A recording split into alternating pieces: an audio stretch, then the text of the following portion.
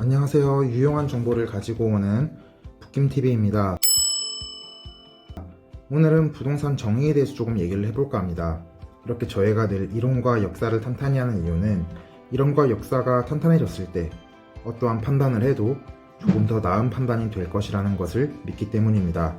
지피지기면 백전불태라고 말씀을 드렸죠. 어느 정도 경지에 오른 사람들의 선택은 그리고 직관은 다닌 사람들보다 훨씬 더 사실 치밀한 계산에 의한 결론이라고 합니다. 이거는 뭐 AI나 과학기술이 대체할 수 없는 우리 인간만이 가지고 있는 고유한 능력인 것 같습니다.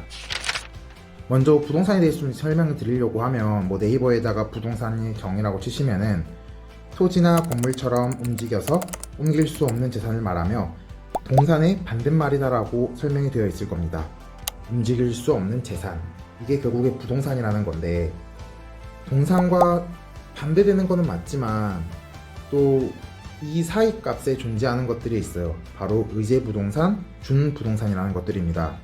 뭐 예를 들어서 자동차, 선박, 비행기, 건설 중장비, 이런 것들을 바로 의제부동산이라고 해요. 하지만 동산처럼 이런 것들은 움직일 수가 있죠. 결국에 이것 두 개 공통점이 뭐냐면은 저희가 등기를 할 수 있냐, 등기를 할 수 없냐의 차이예요. 의제부동산이라는 거는. 근데 등기가 도대체 왜 중요하냐 라고 했을 때 바로 수익권 개념 때문입니다. 저희가 집을 담보로 대출을 받을 때 뭐를 하죠? 바로 은행에서 근저당이라는 걸 설정을 합니다.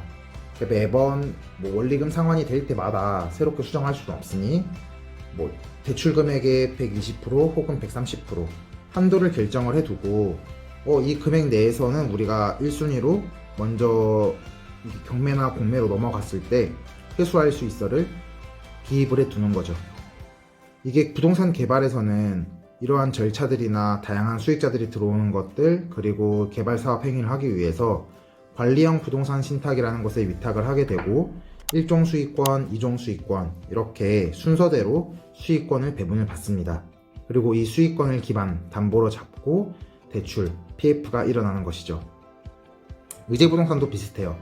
자동차나 이런 것들도 전부 다 저희가 할부금을 낼 때 그 자동차에 대해서 근저당권이 설정이 되죠. 그렇기 때문에 동산이 돼 부동산의 성질을 가지고 있는 의제부동산, 준부동산이라고 설명을 합니다. 그래서 자동차 할부금이라고 생각하기가 정말 편하죠. 실물과 달리 등기로 유동화가 가능하다는 장점이 있어요.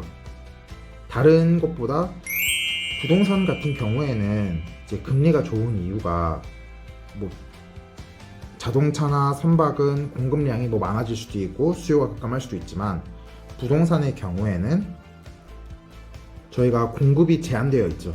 물론 아파트 개발을 많이 할 수는 있지만 토지라는 부동산의 근간은 공급이 정말 유한합니다. 우리나라에서 서울은 딱 서울에 토지가 있는 거고 뭐 지구라고 하면은 지구는 한정된 토지를 가지고 있죠. 그런 유한성 때문에 부동산 개발 사업이 계획과 인허가 절차를 많이 겪게 되는 것이라고도 할 수 있습니다. 그래서 우리가 왜 뭐 주식담보대출이나 다른 대출보다 부동산으로 인한 담보대출이 금리가 저렴한지 알 수 있는 기회가 될 수 있어요. 부동산의 경우에는 공급이 제한되어 있고 수요자들도 뭐 인구의 변화로 어느 정도 예측을 하고 지역별로 개발이 되면 또 달라지긴 하지만 다른 뭐 주식이나 이런 것들에 비해서 다이나믹하게 매출이 바뀐다라든지 그러지 않습니다. 그래서 저희가 주식보다도 오히려 조금만 더 공부를 열심히 하면 부동산은 안전하게 합리적으로 투자를 진행을 할 수가 있죠. 이제 부동산의 3요소에 대해서 살펴보겠습니다. 이것도 중요해요. 우리가 부동산이라는 걸 공부를 하려고 할 때 어떤 공부를 해야 될지 모를 수 있단 말이에요. 하지만 이 3요소의 기반으로 기술, 경제, 법, 이렇게 세 가지를 모두 공부를 하고 나면 저희가 어느 정도 부동산을 안정적으로 공부를 했다라고 생각을 할 수 있어요. 이 세 개 중에서 한 개라도 부족하게 되면은 마치 한쪽 발이 없는 산발체처럼 저희가 기울여서 그릇된 판단을 할 수 있는 계기가 될 수 있습니다. 기술 같은 경우에는 건설사들이 많이 담당을 하죠. 저희 플레이어들 중에서는 저희가 이제 아파트를 구매를 할 때도 인테리어는 어떻게 되어 있는지, 물은 잘 새지 않는지, 그리고 화장실에 구배라고도 하는데 경사도는 적당해서 물은 잘 빠지는지, 곰팡이 같은 요소들은 없는지, 이런 것들을 파악을 할 수가 있어요. 각종 하자에 대한 판단이죠. 경제적 관점의 경우에는 토지를 산다라고 하면은 토지에 대해서도 토지에 하자가 있는지, 예를 들어서 토공사를 하다 보니 안에 기름 찌꺼기가 있을 수도 있고 그럼 정화 작업이 필요하겠죠. 혹은 거대한 안반 또는 지하수의 유출, 이런 것들이 발생을 할 수가 있어요. 그런 하자들을 파악하는 것도 경제적 관점이라고 할 수 있고, 그거 외에 신축 건물을 짓는다라고 하면은 과연 원가는 얼마가 되고 수입은 어떻게 돼서 순수익은 또 얼마나 남을 것인지에 대한 계산, 그리고 실물 투자라고 한다면은 현재 가격은 어느 정도고 내가 밸류업을 통해서 끌어올릴 수 있는 가격은 또 어느 정도이며, 그거를 기반으로 우리가 얼마나 큰 경제적 효익을 가져올 수 있을까에 대한 관점이 경제적 관점이 되겠습니다. 어떻게 보면 저희가 돈을 벌려고 지금 이런 공부를 하는 거기 때문에 경제적 관점이 가장 중요하다고 볼 수도 있습니다. 그리고 법적 관점에 대해 설명을 드리면, 법 같은 경우에는 특히나 인허가에서 더 중요하다고 말씀을 드릴 수가 있어요. 왜 그러냐면은 제가 늘 했던 말 중에서 하나가 건축사는 결국에 인허가의 법적 대리인이라고 말씀을 드렸죠. 근데 없는 건물이다 보니 무에서 유를 창조하는 거다 보니 우리가 그림, 도면을 통해서 사람들을 설득해가는 과정을 겪어서 도면 작업이 많다라고 설명을 드린 바 있습니다. 법적 관점에서 잘 살펴보면 인허가 시 어떠한 법령을 지켜야 되며 부담금은 뭐가 있는지, 그리고 우리가 지켜야 할 요소들은 뭐가 있는지에 대해서 알 수가 있어요.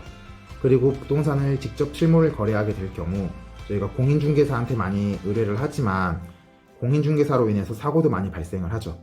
이게 한두 푼이 아니기 때문에 저희가 직접 공부를 많이 해서 법적인 내용을 알고 이러한 권리관계가 있으면은 내가 매매를 해도 매입이 되지 않을 수 있구나, 사회행위 등이 발생할 수 있구나, 이런 것들을 아셔야지 좀 더 안전한 부동산 투자를 할 수도 있습니다. 그리고 전세계약이나 월세계약도 마찬가지죠. 신탁사를 경유한 그런 우회적인 기만행위나 혹은 권리관계가 성립이 제대로 되지 않았는데 매매나 월세를 통해서 집을 매각한 경우라든지, 혹은 우리가 전세 등록을 언제 한다라든지, 이런 모든 것들은 다 법적 관점과 연관이 되어 있다고 할 수 있습니다. 그래서 기술, 경제, 법, 이 세 개 중에서 한 가지도 소홀하지 않고 모두 제대로 된 공부를 끝냈을 때 우리가 위험하지 않은 투자를 할 수도 있고, 그리고 이 세 개를 통해서 그 건물을 디벨롭 시켜서 더 나은 가치를 창출할 수도 있게 되겠습니다.